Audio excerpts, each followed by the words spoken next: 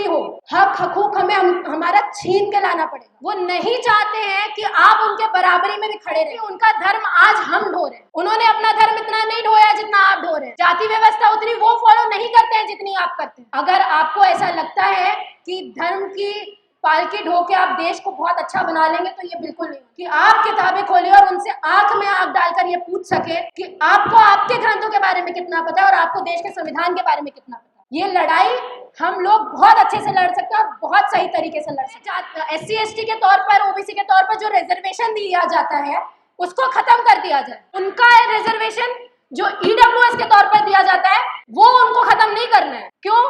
वो हमको बोलते हैं ना कि हमें डर लगता है मेरिट से। आपके पास में मेरिट नहीं है, आपको भी जरूरत नहीं होनी चाहिए फिर तो ये आपको समझना पड़ेगा। ये रिजर्वेशन प्रॉब्लम नहीं है, प्रॉब्लम है उनकी मानसिकता। प्रॉब्लम है कि वो नहीं चाहते कि आप उनके साथ में रहें। हर चीज का अधिकार, प्रॉपर्टी में जो आप लड़ते रहते हैं ना कि प्रॉपर्टी में मुझे हक चाहिए, महिलाओं को हक चाहिए, बेटी को हक मिलना चाहिए, ये सारे तमाम अधिकार डॉक्टर अम्बेडकर आपको देके गए हैं, आपकी देवी देवता नहीं आए। आपने काफी लोगों को सुन लिया, अब आप एक स्टूडेंट को भी सुन लीजिए। 5 मिनट का वक्त दे दीजिए मुझे। सबसे पहले आप सभी को जय भीम और जय संविधान। आवाज नहीं आ रही है। जय भीम, एक बार और जय भीम। बहुत शुक्रिया। मुझे एकदम से बोला गया कि मुझे आके बोलना है। एज अ वुमेन सबसे पहले महिलाओं की बात करते हैं और मैं स्टूडेंट हूँ, स्टूडेंट एक्टिविस्ट हूँ। तो UGC को लेके पहले बात करते हैं। UGC के मुद्दे पे तमाम वो लोग निकल के आए जिन लोगों ने ये प्रोपोगेंडा फैलाया था कि हिंदू हिंदू भाई भाई हैं, बटोगे तो कटोगे, जात पात की करो विदाई, हिंदू हिंदू भाई भाई, ये तमाम नारे दिए गए थे। तो आप लोगों को ये चीज़ समझनी पड़ेगी, अगर आप उनके भाई हैं, आप उनकी बहनें हैं, तो आप लोगों के लिए कोई रेगुलेशन आता है तो उनको इतनी तकलीफ क्यों होती है। ये चीज़ आप लोगों को समझनी पड़ेगी कि जब आपके हक हकूक की बात आती है तो वो आपके अगेंस्ट में प्रोटेस्ट क्यों करते हैं, वो आपके समर्थन में, आपके साथ में खड़े होकर क्यों नहीं रहते हैं। क्योंकि ये इनइक्वालिटी दिखाती है कि वो आपके इक्वल होने पे उनको कितना बुरा लगता है। वो नहीं चाहते हैं कि आप उनके बराबरी में भी खड़े रहें, वो नहीं चाहते कि आप उनके बराबरी में बैठे, वो नहीं चाहते कि आप उनके जैसे इंटेलेक्चुअल बातें करें। आपको एक चीज़ समझनी पड़ेगी कि डॉक्टर अम्बेडकर जी ने हम लोगों को एक हथियार दिया है और बहुत ही खूबसूरत हथियार है, वो है एजुकेशन। अगर आपको लगता है कि धर्म का प्रचार प्रसार करके हिंदुइज्म को आप ठीक कर देंगे, तो डॉक्टर अम्बेडकर भी हिंदुइज्म को ठीक नहीं कर पाए थे। जब वो अपने मौत के अंतिम समय पर थे, उन्होंने बुद्धिज्म अपनाया था। क्यों? क्योंकि उनको पता था कि जैसे शंभू जी हम लोग इसे बात कर रहे थे, जब उन्होंने कहा था कि जातिवाद एक ऐसा महीन जाल है जो आप जिसमें उतना उलझते जाएंगे उतना ही और भी उलझते जाएंगे। और बहुत ही दुर्भाग्यतापूर्ण बात यह है कि उनका धर्म आज हम ढो रहे हैं, उन्होंने अपना धर्म इतना नहीं ढोया जितना आप ढो रहे हैं। जाति व्यवस्था उतनी वो फॉलो नहीं करते हैं जितनी आप करते हैं। धर्म की रक्षा करने की बात, मंदिरों मस्जिदों की बात आती है तो आप उनकी रेल में सबसे पहले शामिल होते हैं। उनके बच्चे विदेशों में पढ़ रहे हैं, उनके बच्चे बड़ी बड़ी यूनिवर्सिटीज में पढ़ रहे हैं, उनके बच्चे बाहर जाके अच्छी एजुकेशन ले रहे हैं, जो डॉक्टर अम्बेडकर बोल के गए हमें कि हमें वो शिक्षा लेनी है, वो शिक्षा शेरनी का दूध है जो हमें फॉरेन यूनिवर्सिटीज से मिलेगा, यहाँ की यूनिवर्सिटीज से नहीं मिलेगा। यहाँ के लोगों ने तो बहुत अच्छा हम लोगों को नीचा दिखाने का एक तरीका ढूंढ लिया है जिसको कहते हैं रिजर्वेशन। उन्होंने ये चीज़ बोल दी कि इनके अंदर में हिम्मत नहीं है, मेरिट नहीं है, इसलिए इनको रिजर्वेशन चाहिए। बहुत आसानी से तो बोल दिया उन्होंने ये चीज़। लेकिन अभी तो हाल ही में हमारे पास में एक डेटा आया UPSC का, जिसमें ये चीज़ बताई गई कि हमारे बच्चे रिटर्न में तो बहुत अच्छा क्वालिफाई कर लेते हैं, लेकिन उनको इंटरव्यू में कितने कम नंबर दिए जाते हैं, या आपसे और मुझसे किसी से नहीं छुपा है। तो ये रिजर्वेशन का प्रॉब्लम नहीं है, ये इनकी सोच का प्रॉब्लम है। ये चाहते हैं SC ST के तौर पर, OBC के तौर पर जो रिजर्वेशन दिया जाता है उसको खत्म कर दिया जाए, लेकिन उनका रिजर्वेशन जो EWS के तौर पर दिया जाता है वो उनको खत्म नहीं करना है। क्यों? वो हमको बोलते हैं ना कि हमें डर लगता है मेरिट से। आपके पास में मेरिट नहीं है, आपको भी जरूरत नहीं होनी चाहिए फिर तो। क्यों जरूरत है आपको रिजर्वेशन की? आपको भी लड़ लेना चाहिए।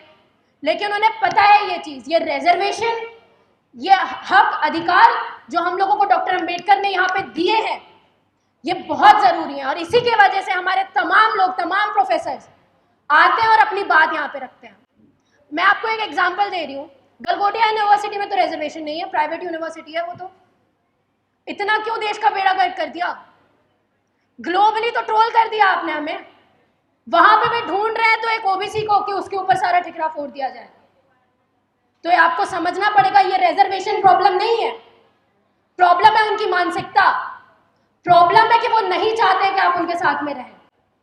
प्रॉब्लम ये है कि आप आके उनसे सवाल कर रहे हैं ना, वो उनको सबसे ज्यादा खटकता है।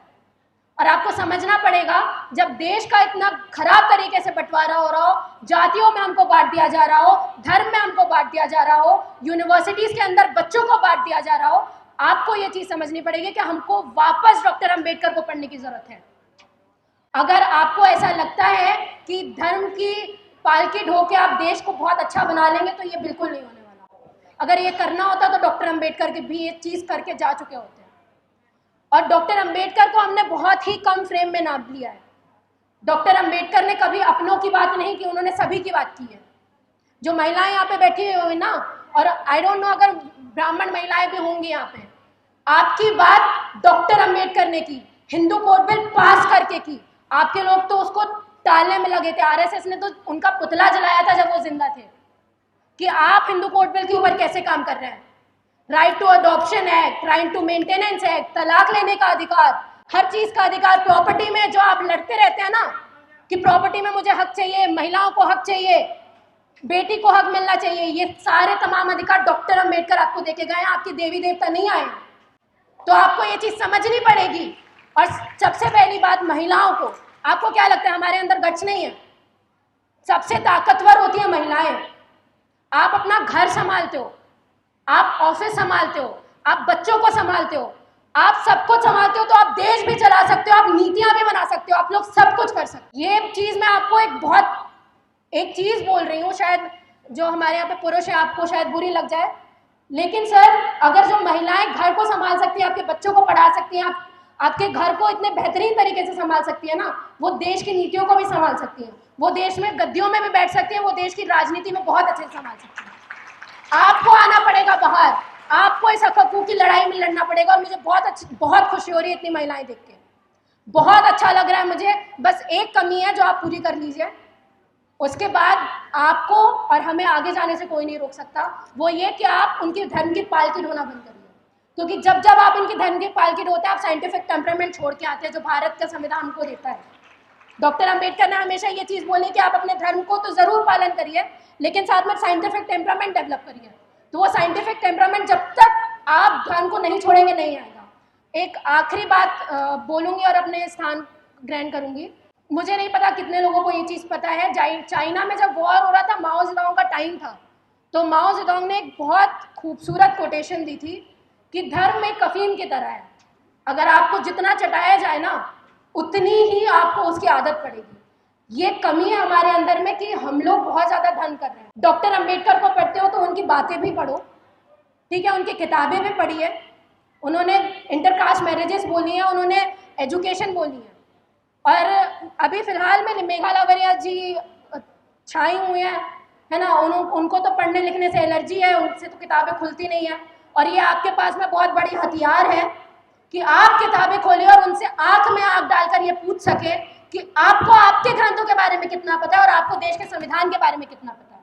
ये लड़ाई हम लोग बहुत अच्छे से लड़ सकते हैं और बहुत सही तरीके से लड़ सकते हैं, बस हम लोग लड़ना नहीं चाहते हैं, हम लोग घर से बाहर निकलना नहीं चाहते। हमारे जैसे कुछ स्टूडेंट, प्रोफेसर रतनलाल सर जैसे, नवीन जी जैसे, शंभू सर जैसे बहुत कम लोग बाहर निकल के आते हैं। आपका सपोर्ट बहुत ज़्यादा ज़रूरी है और आज का संघर्ष सड़कों पर है और उनको वहीं से सारे न्याय मिलेंगे। ये बात आप याद रखिए, सरकार कोई भी हो, हक हकूक हमें हमारा छीन के लाना पड़ेगा। डॉक्टर अंबेडकर ने भी कांग्रेस का टाइम था और अपने हक हकूक छीन के लाए थे। अगर उनका मन होता ना अपनी पार्टी बना के, सबसे पहले वो पीएम पोजीशन में बैठ के वो बोलते कि मैं अपने लोगों के लिए हक हकूक छीन के लाऊंगा, लेकिन उन्होंने ऐसा नहीं किया। तो ये सारी बातें, कुछ चीज़ें सुधारने की ज़रूरत है, आप लोग सुधारिए। बाकी आप लोगों ने मुझे बहुत प्यार से सुना, बहुत बहुत शुक्रिया। जय भीम जय भारत। नेशनल दस्तक की आपसे गुजारिश है कि अगर इसको बचाना चाहते हैं तो नेशनल दस्तक को सब्सक्राइब करने के लिए रेड कलर के सब्सक्राइब बटन को दबाएं, फिर बेल आइकन की घंटी दबाएं। नेशनल दस्तक को बचाने के लिए बहुत जरूरी है कि हर खबर को शेयर करें, लाइक करें, कमेंट जरूर करें।